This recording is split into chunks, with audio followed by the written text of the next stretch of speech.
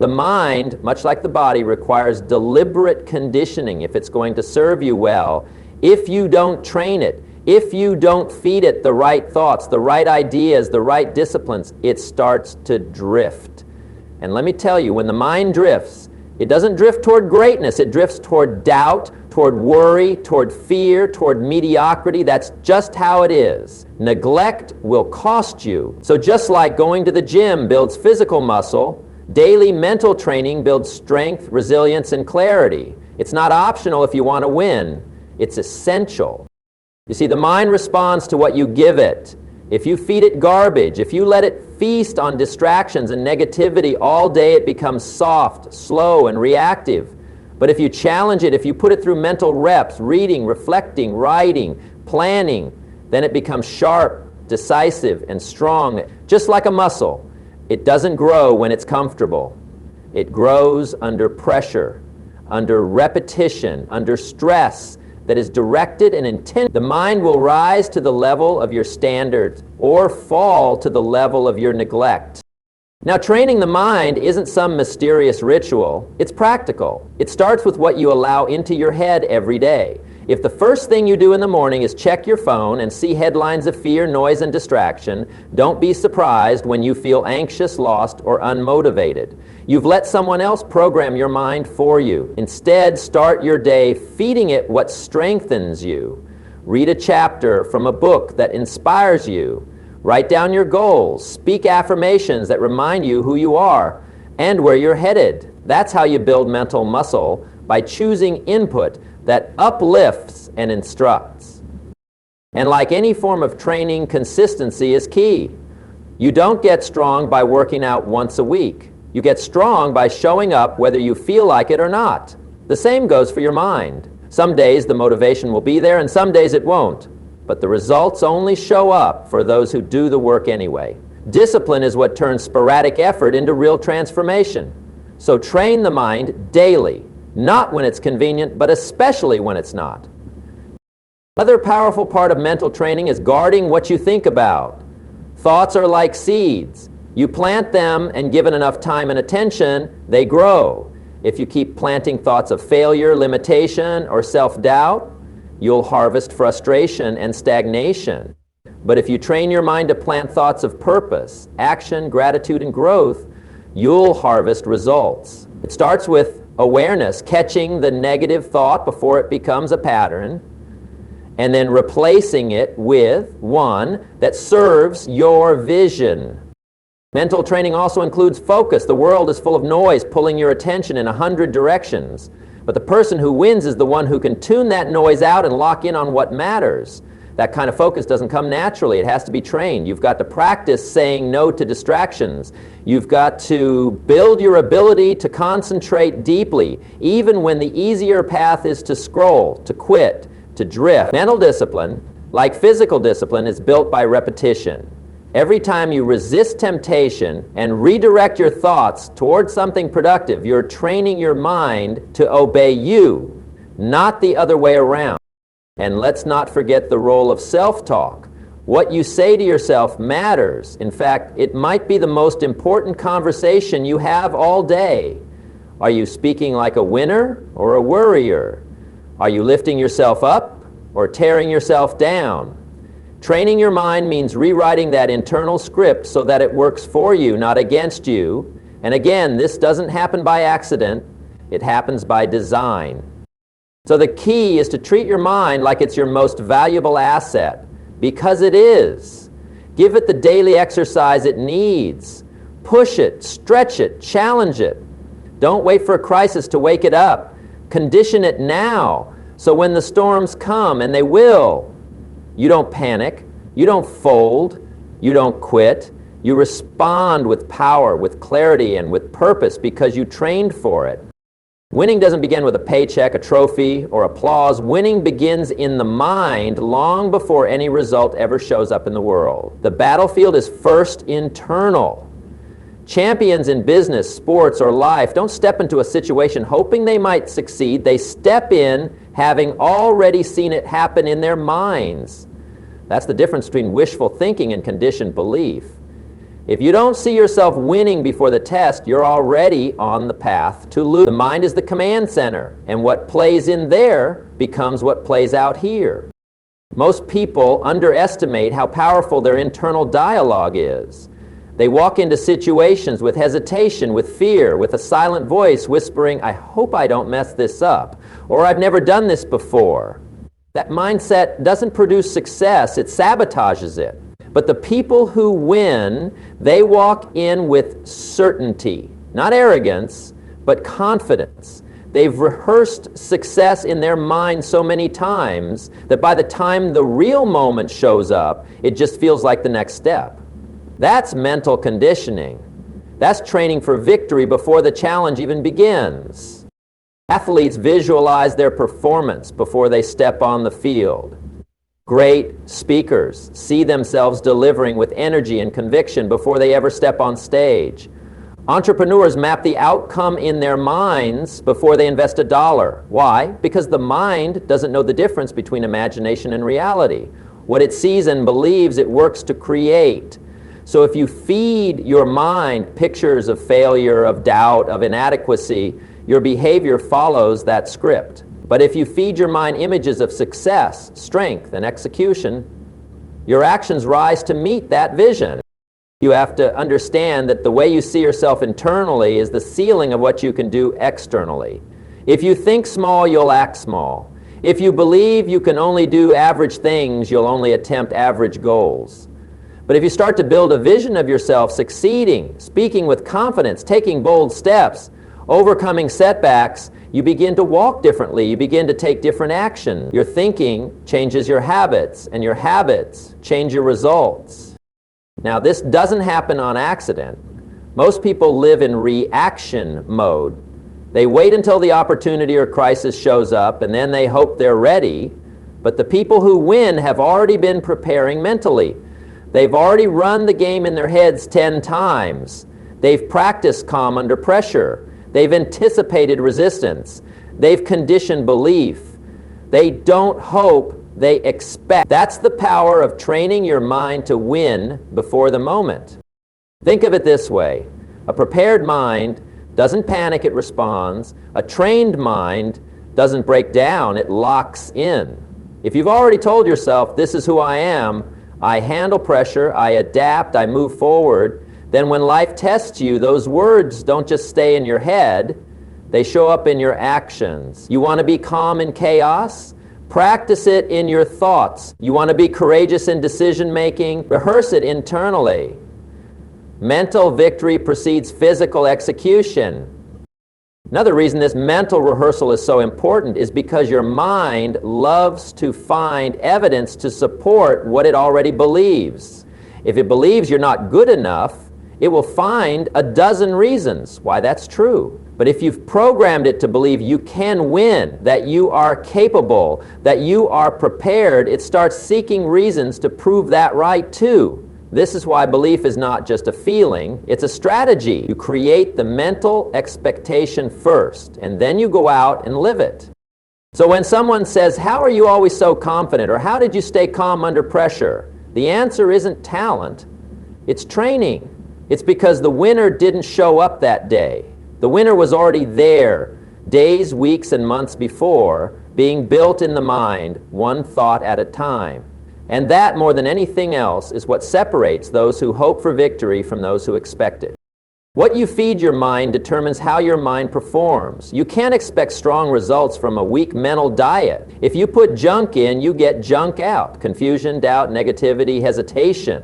But if you consistently feed your mind with powerful, positive, purposeful material, you train it to operate at a higher level. It's not about just thinking positive for the sake of feeling good. It's about building a mental environment that supports your goals, sharpens your focus, and keeps you mentally tough when life turns up the heat. Most people spend more time choosing what clothes to wear than they do choosing what thoughts to entertain. And thoughts are more powerful than outfits. Your thoughts shape your actions, your mood, your self-permission, and your response to challenges. If you're feeding your mind with news full of fear, gossip full of distraction, or conversations full of complaints, Don't be surprised when your mind starts dragging you toward average. Your mental diet is your responsibility. Nobody else can manage it for you. To start with what you read. Books are some of the best nutrition you can offer your mind. Read biographies of people who've succeeded in the face of adversity. Read about money, leadership, personal growth. Fill your mind with examples of resilience and strategy. When you read the right material, you're not just collecting information, you're installing belief. You begin to realize what's possible. You begin to see patterns in success, and you begin to condition your mind to think in terms of solutions instead of problems. Then there's what you listen to. What's playing in your ears every day? Podcasts, audiobooks, motivational talks. These are not luxuries. They're tools. They rewire your thinking. You hear someone say, you can do more, you can be more, here's how I did it, and something inside you wakes up. That spark, when repeated daily, becomes a flame. You may not feel the change overnight, but over time, you'll notice you think clearer, you act bolder, and you complain less. That's the work of a consistent, quality, mental diet. Be intentional about the conversations you engage in, too. Who are you spending time with? What do they talk about? Are they speaking life into your dreams or doubt into your efforts? The people around you influence your thinking more than you realize. If all you hear is be realistic, or don't aim too high, or this economy is too tough, eventually those voices become your own. But if you surround yourself with people who think big, act with courage, and keep pushing no matter what, their mindset starts to rub off on you, and that's a gift. Another form of mental nutrition is reflection. Take time each day to sit with your thoughts and ask yourself important questions. What did I learn today? What did I handle well? What can I improve? This kind of thinking feeds your mind with awareness, which leads to progress. Too many people rush through their day without ever pausing to consider what it all means. But those who take the time to reflect, even for a few minutes, build the muscle of self-awareness, and that muscle keeps you grounded and growing. Also, be mindful of your self-talk. What are you saying to yourself when no one's around?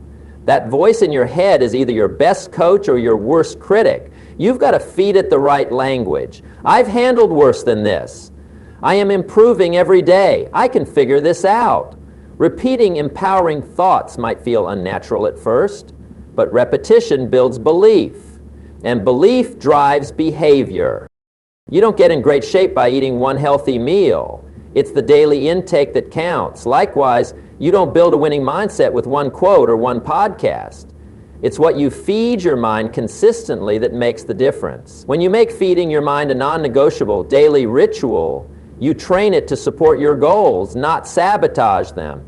You make it your ally, not your obstacle. And when your mind is on your side, there's very little in life that can hold you back. Adversity is not the enemy, it's the test. It's the pressure that reveals whether your mind is trained or merely hoping for easy conditions. Most people hope for smooth roads, fewer problems, and perfect timing. But winners know better. They know adversity is part of the game, and they don't waste time hoping it won't show up. Instead, they prepare their mind to meet it with strength, strategy, and resolve. The key difference between those who crumble and those who conquer is simple: trained response. A trained mind doesn't react emotionally, it responds intentionally. That's the payoff of discipline. When life hits you unexpectedly, financial loss, rejection, criticism, delays, a reactive mind goes into panic, blame, and fear. But a trained mind pauses. It assesses, it reminds itself of the mission, and then acts from principle, not panic. That pause, that space between stimulus and response, is where all your preparation pays off. You've practiced calm, you've practiced perspective, you've rehearsed your response, and now it shows up when it matters most. Mental strength isn't loud, it's quiet, steady, and consistent. It doesn't flinch at inconvenience, it doesn't fold under stress, it doesn't turn every obstacle into a crisis. Instead, it sees adversity as a challenge to rise, a chance to prove what it's made of. That doesn't mean you don't feel the pressure, you do, but you don't let it dictate your decisions. because you've trained your mind not to get stuck in problems, but to immediately shift into solution mode. That's what winners do. They solve, they adapt, and they stay in motion. And this isn't about pretending everything is okay when it's not. It's about being able to face the hard truth without losing your footing. A trained mind can look straight at the problem and say, this isn't ideal, but it's not the end. It asks better questions. What can I learn? What are my options? What's the next step I can take with what I have? And those better questions lead to better answers. That's how you build progress in the middle of pressure. To develop this kind of response, you need to rehearse it when the stakes are low. You build mental toughness the same way you build physical strength, through reps. Every time something small goes wrong and you choose discipline over drama, you're getting stronger. When you sit in traffic and don't lose your temper, when your plans shift and you stay flexible, when someone disappoints you and you don't react impulsively, that's mental training. Small wins stack, and when the big adversity shows up, your response is already programmed. Another way you prepare for adversity is by building a philosophy you trust. If your mind is cluttered with confusion and contradiction, pressure will break you. But if you've taken the time to build values, principles like responsibility, patience, resilience, then those values act as anchors when everything else gets shaky. They remind you that how you respond matters more than what happens. And in that moment, you're no longer a victim of the situation, you're the architect of your response. It's also important to remember that adversity brings gifts, clarity, humility, strength, direction, but only to those whose minds are open to receiving them. The person who is constantly in a reactive, chaotic state misses the lesson because they're too busy surviving. But the person who is mentally trained says, there's a lesson here. There's growth here. I didn't want this to happen, but since it has, I'm going to come out better, not bitter. You don't rise to the level of your intentions during adversity. You fall to the level of your training. If you've trained your mind to think clearly, stay grounded, and act wisely when things are hard, then adversity becomes your proving ground, not your graveyard. It becomes the moment where your preparation meets the problem and turns it into progress. And that's where real winners are built. Not when it's easy, but when everything says quit and your trained mind says continue. Discipline and delayed gratification are not natural instincts. They're trained responses, habits developed through repeated mental conditioning. In a world built for convenience and instant rewards, it's easy to get lost in the habit of chasing quick fixes. But wealth, mastery, strong relationships, and lasting success don't live in the land of the quick. They live in the land of patient persistence, and the ticket to enter that land is a trained mind that chooses what it wants most over what it wants now. Most people lose not because they lack talent or opportunity, but because they haven't trained themselves to wait. They see a small reward now and trade it for a far greater one later. They trade rest for progress, comfort for growth, distraction for clarity. And the worst part, they don't even realize they're doing it. But when you start training your mind to think in terms of long-term value rather than short-term pleasure, everything changes. You start acting with intention. You begin to make choices that are aligned with your future, not just your feelings. Discipline doesn't begin with action, it begins with thought. It starts with a simple decision: I will do what's right over what's easy. And that thought, when repeated enough, becomes a belief. That belief becomes a habit, and habits, as we know, shape your destiny. When you train your mind to delay gratification, you're really teaching yourself how to keep promises to your future self. That version of you 5 years from now is depending on the decisions you make today. Are you letting them down or lifting them up? Training the mind for discipline also means creating structure, systems, routines, and environments that support your higher goals. A disciplined mind doesn't leave decisions up to mood. It says, here's what I do at this time every day, no negotiation, and then it follows through. When the alarm goes off, you don't think, you get up. When it's time to work, you don't scroll, you focus. When temptation comes knocking, you don't argue. You've already decided. That's the power of mental systems built around self-discipline. Now, make no mistake, discipline doesn't feel good at first. That's why most people avoid it. The mind naturally seeks comfort. But you have to remind yourself comfort is temporary, growth is lasting. And every time you choose discipline over distraction, you're adding a layer of strength to your character. It's like laying bricks. One by one, choice by choice, you build the kind of internal foundation that doesn't crack under pressure. A huge part of training the mind for delayed gratification is learning to manage emotion. Emotion says now, emotion says you deserve it, but reason, trained reason says wait, build, stay focused. That inner dialogue is everything. If you can pause between impulse and action, if you can buy yourself even 5 seconds of clarity before making a decision, you start to win small battles. And those small battles become habits, and habits become results. You've got to be willing to sacrifice today for the sake of tomorrow. That's the essence of discipline. That's what separates those who get by from those who build something that lasts.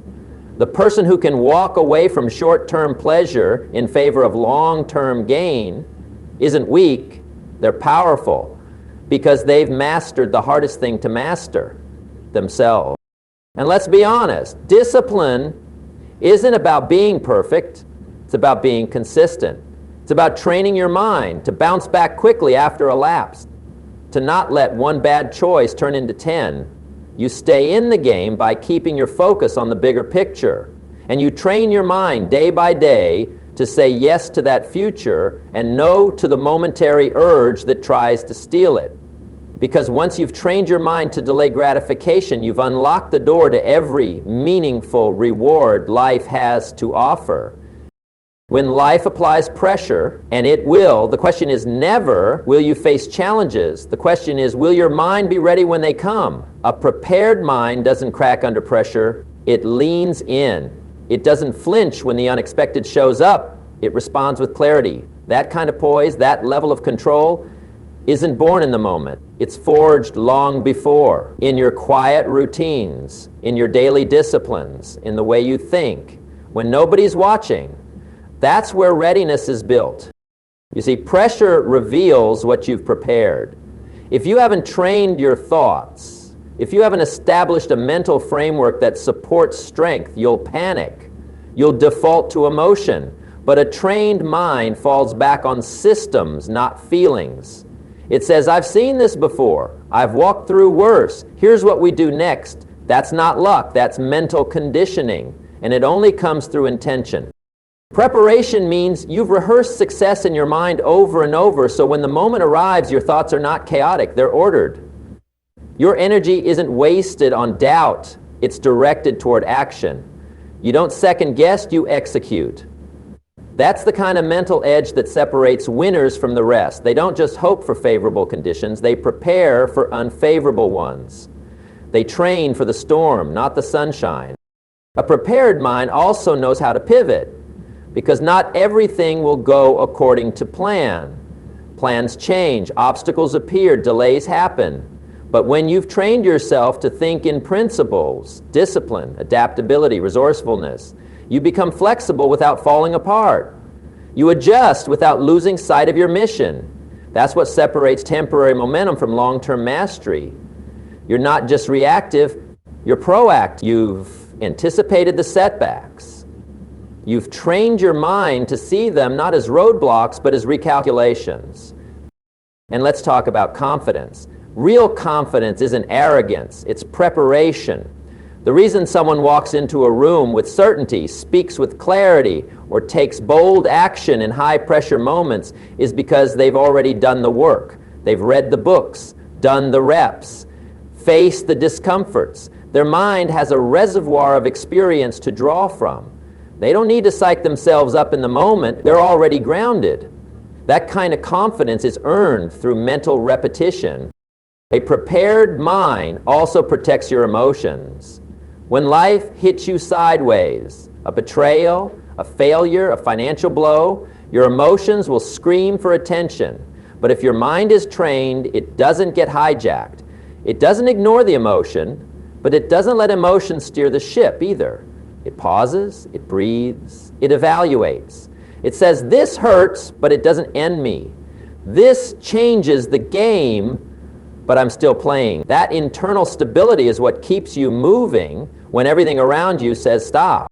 Preparation also brings focus. You don't waste time chasing everything. You know what matters because you've taken the time to think. You've identified your priorities, and when the pressure mounts, you don't scatter, you concentrate. A prepared mind clears away the noise and zeroes in on what moves the needle. That kind of focus is rare, but it's what makes progress predictable. And finally, a prepared mind builds resilience. Not just the ability to take a hit, but the ability to get back up, recalibrate, and move forward with purpose. That's the mark of someone who's trained for life. Not just to perform when things are going well, but to rise when everything is falling apart. Preparation doesn't guarantee an easy path, but it does guarantee that no matter what path you walk, your mind will be ready to carry you through it. When life applies pressure, and it will, the question is never, will you face challenges? The question is, will your mind be ready when they come? A prepared mind doesn't crack under pressure, it leans in. It doesn't flinch when the unexpected shows up, it responds with clarity. That kind of poise, that level of control, isn't born in the moment, it's forged long before. In your quiet routines, in your daily disciplines, in the way you think when nobody's watching, that's where readiness is built. You see, pressure reveals what you've prepared. If you haven't trained your thoughts, if you haven't established a mental framework that supports strength, you'll panic. You'll default to emotion. But a trained mind falls back on systems, not feelings. It says, I've seen this before. I've walked through worse. Here's what we do next. That's not luck. That's mental conditioning, and it only comes through intention. Preparation means you've rehearsed success in your mind over and over, so when the moment arrives, your thoughts are not chaotic, they're ordered. Your energy isn't wasted on doubt, it's directed toward action. You don't second guess, you execute. That's the kind of mental edge that separates winners from the rest. They don't just hope for favorable conditions, they prepare for unfavorable ones. They train for the storm, not the sunshine. A prepared mind also knows how to pivot, because not everything will go according to plan. Plans change, obstacles appear, delays happen, but when you've trained yourself to think in principles, discipline, adaptability, resourcefulness, you become flexible without falling apart. You adjust without losing sight of your mission. That's what separates temporary momentum from long-term mastery. You're not just reactive, you're proactive. You've anticipated the setbacks. You've trained your mind to see them not as roadblocks, but as recalculations. And let's talk about confidence. Real confidence isn't arrogance, it's preparation. The reason someone walks into a room with certainty, speaks with clarity, or takes bold action in high-pressure moments is because they've already done the work. They've read the books, done the reps, faced the discomforts. Their mind has a reservoir of experience to draw from. They don't need to psych themselves up in the moment. They're already grounded. That kind of confidence is earned through mental repetition. A prepared mind also protects your emotions. When life hits you sideways, a betrayal, a failure, a financial blow, your emotions will scream for attention. But if your mind is trained, it doesn't get hijacked. It doesn't ignore the emotion, but it doesn't let emotion steer the ship either. It pauses, it breathes, it evaluates. It says, this hurts, but it doesn't end me. This changes the game, but I'm still playing. That internal stability is what keeps you moving when everything around you says stop. Preparation also brings focus. You don't waste time chasing everything. You know what matters because you've taken the time to think.